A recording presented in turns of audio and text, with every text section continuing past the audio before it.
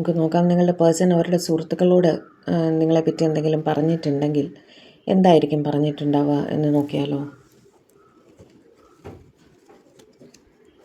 The Wheel, 8 of Pentacles, Knight of Cups, Knight of Swords, Sun, Hierophant, 9 of Pentacles, Hermit, Strength, Empress. നിങ്ങളുടെ പേഴ്സണൊക്കെ confused ആയിട്ടിരിക്കുന്ന ഒരവസ്ഥയിലാണ് കേട്ടോ.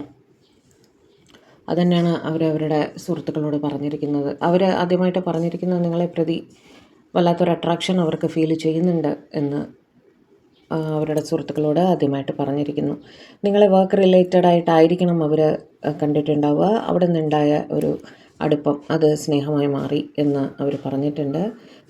ഇപ്പോൾ തടസ്സങ്ങളുണ്ട്, കാരണം നിങ്ങളുടെ ഇടയിൽ major caste, culture, social status അങ്ങനെ പല ഡിഫറൻസസ് ഉള്ളതായിട്ട് കാണുന്നു. ഓക്കെ, നിങ്ങളുടെ പേഴ്സൺ ഒരു ടീച്ചറായിരിക്കാം, ഒരു പ്രീസ്റ്റ് ആയിരിക്കാം, അല്ലെങ്കിൽ റിലീജിയസ്ലി കുറച്ച് കണക്റ്റഡ് ആയിട്ട് നിൽക്കുന്ന വ്യക്തിയായിരിക്കാം, ഒരു ഒക്കൽ പ്രാക്ടീഷണർ ആയിരിക്കാം, എന്ന് വെച്ചാൽ ആസ്ട്രോളജി, ന്യൂമറോളജി, ടാരോ റീഡിങ് അങ്ങനെ എന്തെങ്കിലുമൊക്കെ ചെയ്യുന്ന ഒരു വ്യക്തിയുമായിരിക്കാം. ഓക്കെ, നിങ്ങൾ അവരുടെ ലൈഫിൽ ഒരുപാട് പോസിറ്റിവിറ്റി കൊണ്ടുവന്ന അല്ലെങ്കിൽ ഒരുപാട് വെളിച്ചം പകരുന്ന ഒരു വ്യക്തിയാണ് എന്നും അവർ പറയുന്നുണ്ട്. ഇവിടെ എനിക്കൊരു പ്രോബ്ലമായിട്ട് തോന്നുന്നത് അവർക്ക് ഒരു ഫാമിലി ഉണ്ട് എന്ന് എനിക്ക് തോന്നുന്നു. നിങ്ങളുടെ പേഴ്സൺ മാരീഡ് ആണോ അല്ലെങ്കിൽ നിങ്ങൾ മാരീഡ് ആണോ എന്നൊരു കാര്യം അവിടെ കാണുന്നുണ്ട്. Okay, Hierophant is a married person's card. അതുകൊണ്ട് അവർ അതും പറയുന്നുണ്ട്. അതുകൊണ്ട് ഇവർ കൺഫ്യൂസ്ഡ് ആണ് എന്നാണ് അവർ പറയുന്നത് കേട്ടോ.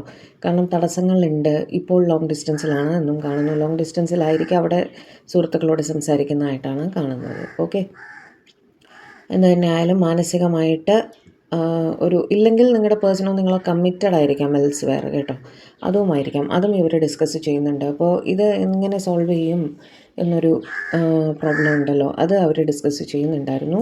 അപ്പോൾ ഇവരുടെ ഫ്രണ്ട്സ് പറയുന്നത് എല്ലാം ശരിയായി വരും, ഇനി കുറച്ച് സ്വന്തം ഇഷ്ടം എന്താണോ അത് പ്രകാരം ചെയ്യൂ, ഈ ഒറ്റപ്പെട്ട ലൈഫ് മതി എന്നുള്ള രീതിയിൽ അവരുടെ സുഹൃത്തുക്കൾ റിപ്ലൈ പറയുന്നതായിട്ടാണ് എനിക്ക് കാണുന്നത്. ക്ഷമയോടെ ആലോചിച്ച് നന്നായി ആലോചിച്ച് തീരുമാനമെടുക്കൂ എന്നാണ് അവരുടെ സുഹൃത്തുക്കൾ അവരോട് പറയുന്നത്.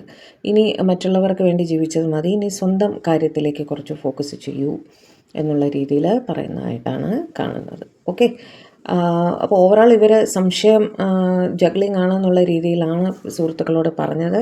അവരൊരു പോസിറ്റീവ് റെസ്പോൺസാണ് തിരിച്ചു കൊടുത്തിരിക്കുന്നത്.